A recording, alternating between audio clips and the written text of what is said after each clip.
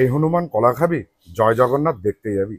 হ্যাঁ, এই দুটো লাইন হয়তো এখনো গ্রাম বাংলা বা মফস্বলের দিকে গেলে কোনো না কোনো বাচ্চার মুখে আমরা শুনতে পাই, আর কোনো না কোনো বয়োজ্যেষ্ঠ তাদেরকে এই কথাটা শিখিয়েই থাকেন। হ্যাঁ, সেই শ্রী জগন্নাথ দেবকেই দেখতে আমরা যাচ্ছি, তবে শ্রীক্ষেত্র পুরীতে নয়, আবারও সেই দীঘায়।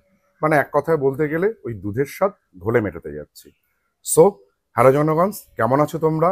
আমি অর্পণ, আর সাথে ক্যামেরায় বরুণ। ট্রাভেলার্স ডায়েরির আরও একটা ভিডিওে আপনাদেরকে স্বাগত জানাই। আজ 26শে জুন 2025, আগামীকাল 27শে জুন 2025। আগামীকাল হচ্ছে কিন্তু শ্রী জগন্নাথ দেব, সুভদ্রাজি আর বলভদ্রজির পবিত্র রথযাত্রা। সেই রথযাত্রাকে দেখতেই আমরা ছুটে চললাম আপনাদেরকে সাথে নিয়ে দীঘার উদ্দেশ্যে। দেখুন, এই বিষয়ে অনেক রকম কথা হতে পারে। কেন পুরী নয়, কেন দীঘা? পুরী কিন্তু শ্রীক্ষেত্র। পুরীতে শ্রীকৃষ্ণের হৃদয় রয়েছে, পুরীতে চৈতন্য মহাপ্রভুর পদধূলি রয়েছে। খালি মহাপ্রভু চৈতন্য নয়, আরও অনেক ঋষি মনীষী মহাপুরুষের পদধূলিতে ধন্য হচ্ছে শ্রীক্ষেত্র পুরী। পুরী আমাদের হৃদয়ে, সনাতনী তথা ভারতীয়দের হৃদয়ে একটা আলাদা জায়গাতেই থাকবে। যাই হোক, আমি সেই টাসেলের মধ্যে যাচ্ছি না। পুরীতে শ্রীক্ষেত্রেতে ভগবান শ্রী জগন্নাথ দেব, সুভদ্রাজি, বলভদ্রজি রয়েছেন। আবার দীঘাতেও কিন্তু অক্ষয় তৃতীয়ার দিনকে নতুন করে আর একটা পুরীর সাদৃশ্য বা পুরীর মন্দিরের সঙ্গে একদম রেপ্লিকা একটা তৈরি করা হয়েছে। সেখানেও কিন্তু এই বছর প্রথম রথযাত্রা হতে যাচ্ছে। সেই রথযাত্রার সাক্ষী হতেই আপনাদেরকে নিয়ে আমরা যাচ্ছি দীঘাতে। হ্যাঁ, আমার বা বরুণের ব্যক্তিগত মতামত হচ্ছে, ধরুন কোনো শ্রীক্ষেত্র হোক বা মহাপীঠ হোক, সেখানে যদি ভগবানের ডাক না আসে তাহলে যাওয়া যায় না। সো আমাদের হয়তো সেই সৌভাগ্য এবছর হয়ে ওঠেনি। যদি কোনোদিন সৌভাগ্য হয়, যদি প্রভু জগন্নাথ দেব ডাকেন, নিশ্চয়ই পুরীর রথযাত্রাতেও আপনাদেরকে নিয়ে যাব। আপাতত চলুন দীঘার উদ্দেশ্যে আমরা ঝটপট বেরিয়ে পড়ি।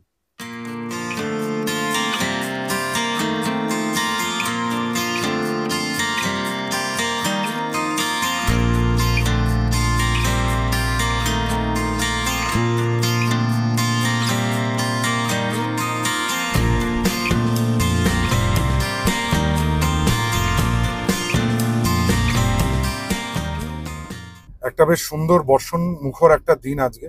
এই দিনে এই মুহূর্তে আমি আর বরুণ আপনাদেরকে নিয়ে এসে পৌঁছালাম দ্বিতীয় হুগলি সেতু বা বিদ্যাসাগর সেতুতে। হালকা হালকা একটু জ্যাম রয়েছে, ট্রাফিকটা স্লো মুভমেন্ট করছে। যাই হোক, এটা এই মুহূর্তে আমরা দ্বিতীয় হুগলি সেতুর উপরে, নিচে ভাগীরথী নদী বা গঙ্গা নদী, সেটা পার করে আমরা কলকাতা জেলা ছেড়ে দিয়ে চলে যাব হচ্ছে হাওড়া জেলায়। একটা সময় কিন্তু সত্যি মানে এটা ইঞ্জিনিয়ারিং বিস্ময় ছিল যখন, যে সময়তে এটা উদ্বোধন হয়েছিল। মানে তখন আমরা খুবই ছোট, তখন স্কুলে পড়তাম আর কি। সেই সময়তে শুনেছিলাম যে এরকম দড়ি দিয়ে, জাহাজ বাঁধার দড়ি দিয়ে ব্রিজ তৈরি হয়েছে কলকাতায়। আলাদা একটা ক্রেজ ছিল তখন। মানে এখন সত্যি ভালো লাগে, মানে এই প্রায় 39-40 বছর বয়সে এসে এইখান থেকে নিজে ড্রাইভ করে যাওয়া আলাদা একটা ব্যাপার। সেই ছোটবেলায় শোনা আর এখন আজকে গাড়ি চালিয়ে যাওয়া, সত্যি মানে নো ডাউট একটা খুব ভালো ব্যাপার। একটা কি বলবো, আলাদা একটা ফিলিংস আছে যেটা আর কি ভাষাতে আর কি বসা মানে প্রকাশ করানো যায় না। শুরুর দিকে স্টার্টিং এন্ডে একটুখানি মানে মানে ট্রাফিকটা স্লো মুভমেন্ট করছিল, বাট এখন আমরা এন্ডিং এ চলে এসেছি। সেরকম ভাবে কিন্তু ট্রাফিক নেই, গাড়ি ভালোই যাচ্ছে। আর এবার গাড়িতেই যাচ্ছি, কারণ আগের বার আপনারা দেখেছেন যে মানে অক্ষয় তৃতীয়ার দিনকে আমরা যখন দীঘার জগন্নাথ ধাম মন্দির উদ্বোধন হচ্ছে সেই অনুষ্ঠানে যাওয়ার জন্য ট্রেনে গেছিলাম, কান্ডারি এক্সপ্রেস। সেখানে যা মানে ট্রেন লেট ছিল, যা অব্যবস্থা, মানে অব্যবস্থা বলবো না, ট্রেন ঠিকঠাকই ছিল, মানে অসুবিধার সম্মুখীন হয়েছিলাম। সেইটাকে এইবার ভাবলাম যে না, ঠিক আছে, চলো আর ট্রেন নয়, গাড়ি করেই বেরিয়ে যাওয়া যাক। তাই গাড়ি করেই এবার কিন্তু যাচ্ছি রথযাত্রায় দীঘাতে।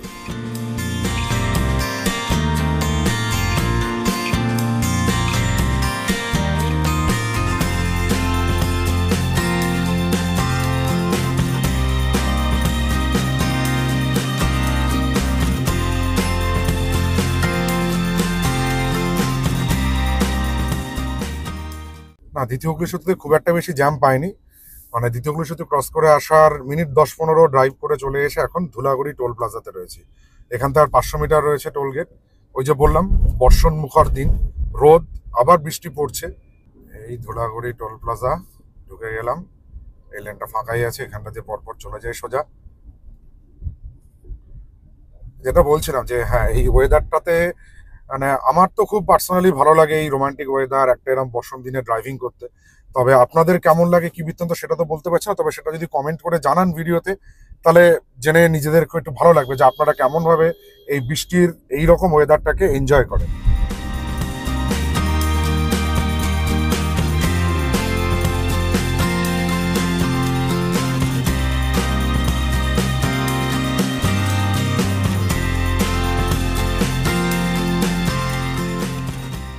এইগুলো হচ্ছে দেখুন রাস্তার মধ্যে বাড়ির উঠোন মনে করেছেন, হাত দেখিয়ে রাস্তা পার হয়ে গেল, কোনো চ্যাদবোধহীন এনারা। যতটা তাড়াতাড়ি যাওয়ার চেষ্টা করছি দীঘায় পৌঁছানো, কারণ হচ্ছে উদ্বোধনী অনুষ্ঠানের ক্ষেত্রে দীঘাকে কিন্তু পুরো লাইটিং এ মুড়ে ফেলা হয়েছিল, খুব সুন্দরভাবে সাজানো হয়েছিল। তো এবার সেখানে প্রথমবার রথযাত্রা, সেই রথযাত্রা উপলক্ষে দীঘাতে কিরকম সাজসজ্জা হয়েছে, মন্দির বা কিরম সাজিয়েছে, বা মাসির বাড়ি কেমন হয়েছে, সে সমস্ত কিছু একটু দেখার এবং আপনাদেরকে দেখানোর উদ্দেশ্যেই তাড়াতাড়ি যাচ্ছি। কারণ ঘড়ির সময় জানান দিচ্ছে এখন এক্স্যাক্টলি 3:16 বাজে দুপুরবেলায়। আর আমরা কোলাঘাটের একটু আগে রয়েছে, কোলাঘাট পৌঁছায়নি। দেখা যাক যতটা তাড়াতাড়ি পারা যায় দীঘায় পৌঁছাতে পারি, তাহলে আপনাদেরকে একটু দেখাতে পারবো যে আজকের সন্ধ্যাবেলা মানে রথযাত্রার আগের দিন সন্ধ্যাবেলায় দীঘা কেমন সেজেছে, আর জগন্নাথ দেবের মাসির বাড়িকে কেমন সাজানো হয়েছে, বা জগন্নাথ দেবের মন্দির কেমন সুসজ্জিত হয়েছে, সেই সমস্ত কিছুকে তুলে ধরার জন্য। সত্যি কথা বলতে গেলে পেঁজা তুলোর মতন আকাশ, এই মুহূর্তে আকাশের মেঘটাকে দেখে মনে হচ্ছে না এই কালকেই দুর্গাপূজা আসছে, হয়তো 93 দিন বাকি নয়, আর মাত্র একদিন বাকি, এরকম একটা ফিলিংস হচ্ছে।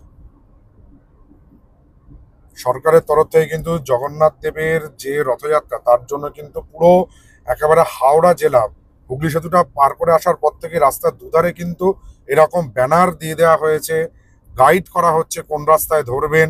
দীঘার জগন্নাথ ধামের রথযাত্রা উপলক্ষে সমস্ত দর্শনার্থীদেরকে স্বাগত জানিয়ে সেই ব্যানার রয়েছে রাস্তার দুধারে। বেশ এখান থেকেই তো মনে হচ্ছে মানে একটা আলাদা ব্যাপার, মানে সাজো সাজো রথ, তাহলে দীঘা কত না সুন্দরভাবে সেজেছে, সেটাই দেখার অপেক্ষা। তবে NH-16 এই মুহূর্তে দাঁড়িয়ে মানে চলতে চলতে যেটা মনে হচ্ছে, সমস্ত ছোট গাড়ির অধিকাংশই হয়তো দীঘামুখী।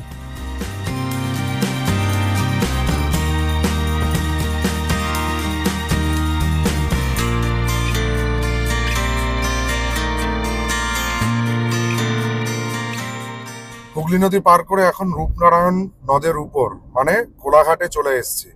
আর দেখুন কোলাঘাট ব্রিজের এই সাইডে জগন্নাথ দেবের রথযাত্রা উপলক্ষে ব্রিজে কিন্তু জগন্নাথ দেবের মুখাকৃতি যুক্ত পতাকা লাগিয়ে দেওয়া হয়েছে সুন্দরভাবে, কিন্তু পুরো এন্টায়ার রোডটাতে এরকম করা হয়েছে। বেশ ভালো লাগছে, আলাদা একটা উন্মাদনা। এমন নয় যে রথযাত্রা এটাই প্রথম বা এই লাইফে ফার্স্ট টাইম। রথ আমাদের পশ্চিমবঙ্গে বহু পুরনো পুরনো রথ আছে, যেমন মাহেশের রথ হয়, আমাদের রানাঘাটেও কিন্তু দুটো রথের মেলা হয়, একটা আপাল গোসাইয়ের আর একটা হচ্ছে হবিবপুর ইস্কনের রথ। তা সত্ত্বেও যেন এইবার দীঘাতে জগন্নাথ ধাম হওয়ার পর দীঘায় প্রথম রথ, সেই উপলক্ষে একটা সাজো সাজো রথ, মানে খুব সুন্দর লাগছে দেখতে। অক্ষয় তৃতীয়ার দিন দীঘা জগন্নাথ ধামের যে দ্বারোদ্ঘাটন, সেটার সাক্ষী আমরা এবং আমাদের সঙ্গে আপনারা হয়েছিলেন ভিডিওর মাধ্যমে। ঠিক সেই রকমই প্রথমবার দীঘার রথযাত্রার সেই মুহূর্তটাকে সাক্ষী থাকছি আমরা, এবং আমাদের এই ভিডিওর মাধ্যমে আপনাদের 7 থেকে 8 ইঞ্চি মোবাইল স্ক্রিনে আপনারাও সাক্ষী থাকবেন সেই অমৃতক্ষণের।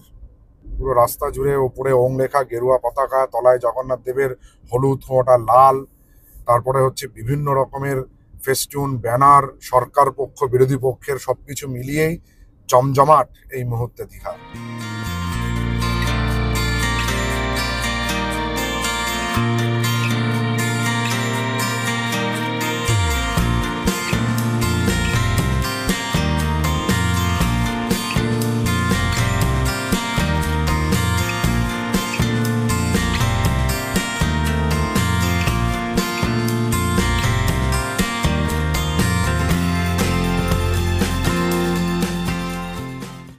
ঘড়ির কাঁটায় 4:22, নন্দকুমারটা ক্রস করে এসে টি ব্রেকের জন্য একটু দাঁড়িয়েছি। এই সামনে এটা জাস্ট ওই মাতঙ্গিনী ব্রিজটা ক্রস করলাম আমরা, ক্রস করে এসে একটু চা খাই, চা খেয়ে আবার শুরু করব। তবে এবার চালকের আসনের পরিবর্তন হবে, মানে এতক্ষণ আমি চালিয়ে এসেছি, এবার সেই আসনটা অলঙ্কৃত করবে আমার ভাই বরুণ। চলুন এবার চাটা খেয়ে সোজা টান টান চলে যাই দীঘার উদ্দেশ্যে।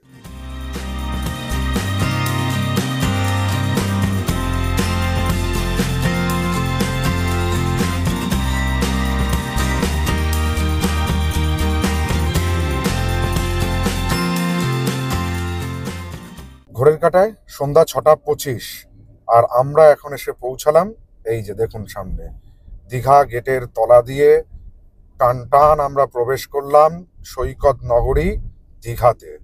আর তার সাথেই দেখুন জগন্নাথ দেব, সুভদ্রাজি, বলভদ্রজির মুখাকৃতি যে লাইট আমাদেরকে স্বাগত জানালো নব নির্মিত জগন্নাথ ধামের শহর দীঘাতে। পুরো আলোকসজ্জায় কিন্তু সাজানো হয়েছে দীঘাকে, যেটা আমরা আশা করেছিলাম যে উদ্বোধনী অনুষ্ঠানে যেরকম ছিল ঠিক সেই রকমই সাজানো হয়েছে। দেখুন প্রতিটা রাস্তার এপাশ থেকে ওপাশ লাইট পোস্ট সমস্ত কিছুতে কিন্তু জগন্নাথ দেবের মুখাকৃতির পতাকা কিন্তু দিয়ে দেওয়া হয়েছে।